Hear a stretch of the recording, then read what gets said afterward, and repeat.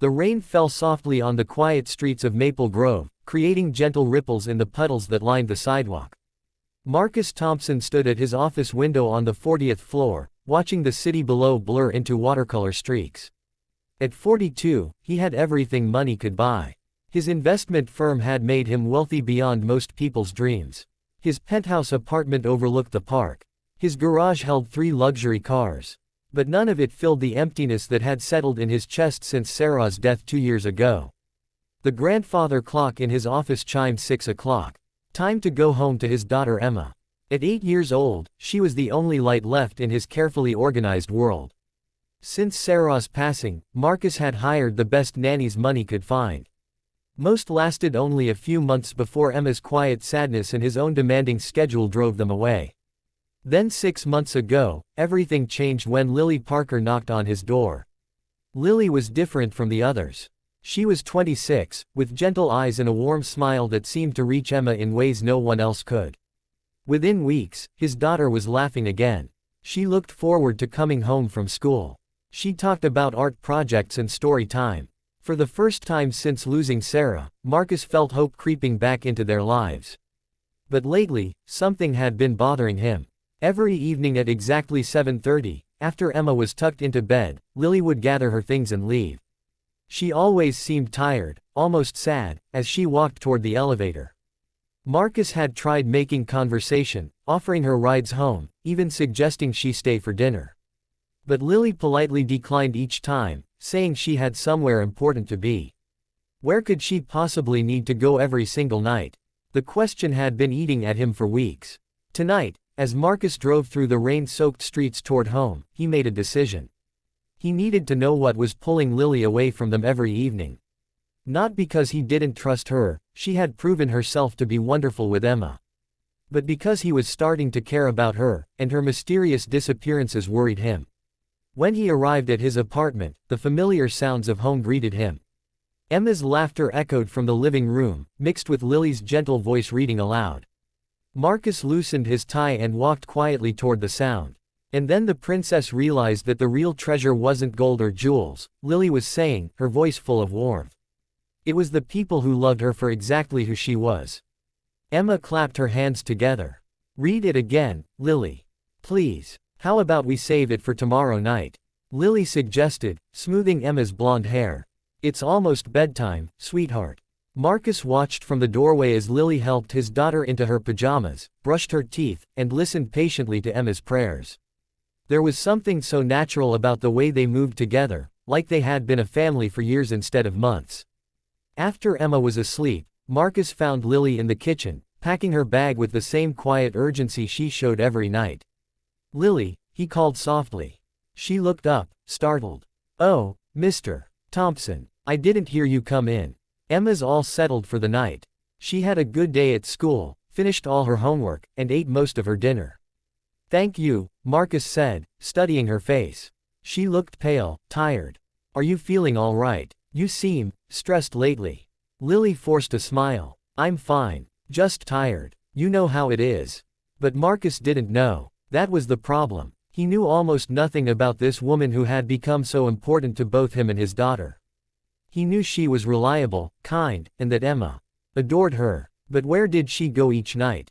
What was she hiding? Let me drive you home tonight, he offered. It's raining pretty hard. That's very kind, but I'll be fine, Lily replied, slinging her bag over her shoulder. The bus runs right on time. After she left, Marcus made his decision. Tomorrow night, he would follow her. He needed to understand what was happening in her life, especially if it might affect Emma. The next evening played out exactly the same way. Story time, bedtime routine, and then Lily's hurried departure at 7:30. This time, Marcus was ready.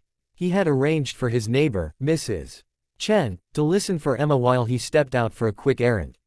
He followed Lily's bus through the city, watching as it wound its way into a neighborhood he rarely visited.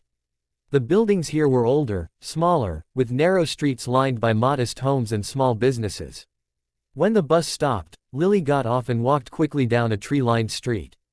Marcus parked his car and followed at a distance, his heart pounding with a mixture of guilt and curiosity. He watched as Lily approached a small, cheerful house with yellow shutters and a white picket fence.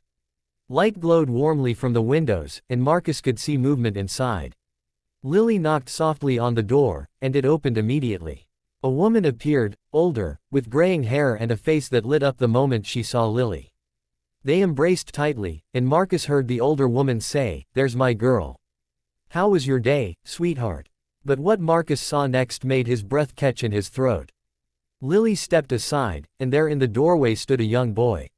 He couldn't have been more than 10 years old, with Lily's same gentle eyes and warm smile. The boy threw his arms around Lily's waist, and she lifted him up, spinning him around as he laughed with pure joy. Marcus felt his world shift. Lily had a son. He stayed hidden behind a large oak tree, watching as the three of them went inside. Through the window, he could see them sitting around a small kitchen table. The older woman, likely Lily's mother, served dinner while Lily helped the boy with what looked like homework. It was a scene of simple, quiet love. A family taking care of each other. Understanding washed over Marcus like a wave. This was why Lily left every night. This was why she always seemed tired. She was working all day to care for his daughter, then going home to care for her own son and help her mother. She was living two full lives, giving everything she had to the people who needed her. Marcus walked slowly back to his car, his mind racing. How had he been so blind? He had assumed Lily was young and carefree, with no responsibilities beyond her job. Instead, she was a mother herself, sacrificing time with her own child to help him raise his. Over the following days, Marcus found himself watching Lily with new eyes. He noticed how she never complained about staying late when he was held up at the office. He saw how she always declined his offers of extra money for weekend work, saying she had family obligations. He realized that when Emma talked about wanting a baby brother, Lily's smile became wistful, almost sad. The weight of his discovery pressed on him. Lily was giving so much to their family while her own son waited for her to come home each night. How long had she been making this sacrifice? And why hadn't she ever mentioned her situation? A week later, Marcus made a decision that would change everything. On Friday evening, as Lily prepared to leave, Marcus cleared his throat. "Lily, could I speak with you for a moment?" She turned, concern flickering in her eyes. "Of course. Is everything all right? Is it about Emma?" "Emma's fine," Marcus assured her. "But I need to tell you something, and I hope you won't be angry with me." Lily sat down slowly, her bag still clutched in her hands. "Last week, I followed you home," Marcus admitted, watching her face carefully. "I was worried about you, and I needed to understand where you went each night." Lily's cheeks flushed red. "Mr. Thompson, I can explain." "You don't need to explain," Marcus interrupted gently. "I saw you with your son. And your mother. I saw how much they mean to you." Tears filled Lily's eyes. "I'm sorry I didn't tell you. I was afraid you wouldn't hire me if you knew I had my own child to care for. Single mothers don't always get the same opportunities, and I needed this job so badly." "How old is he?" Marcus asked softly. "Tyler is 9. He's everything to me.